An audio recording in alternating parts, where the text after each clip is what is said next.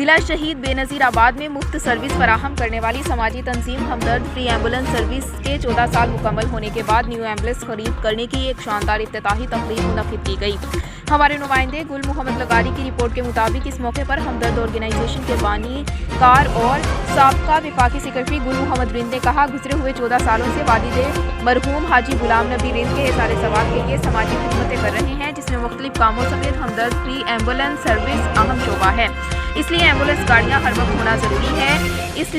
اسی لیے ضرورت محسوس کی پرانی گاڑیوں کو تبدیل کر کے نئی گاڑیاں لی جائیں۔ اسی سلسلے میں آج 2 نئی ایمبولینسز خرید کر کے اس کی افتتاحی تقریب رکھی گئی۔ ہم سمجھتے ہیں کہ ہمدرد فری ایمبولینس سروس ملک کی واحد سروس ہے جو مکمل فری ہے، جس کی کوئی بھی چارجنگ نہیں۔ پک اینڈ ڈراپ سروس، چاہے وہ مریض ہو چاہے وہ زخمی ہو، یہاں کوئی لاش ہو، اور اسپتال اور گھر پر فری پہنچانے کا سلسلہ بالکل فری ہے، جس کا خرچ ہمدرد آرگنائزیشن مہیا کرتی ہے۔ ابتدائی تقریب میں ہمدرد سپورٹ پروگرام کے چیئرمین سینئر صحافی کالم نگار قاضی جاوید، بیرسٹر عمران اکبر رند، سینئر صحافی رضا محمد سیال، ہمدرد سپورٹ پروگرام کے جنرل سیکرٹری مجید عباسی، نوجوان صحافی کاشف رضا سیال، قائم جمال رند، اقبال رند اور دیگر معززین موجود تھے۔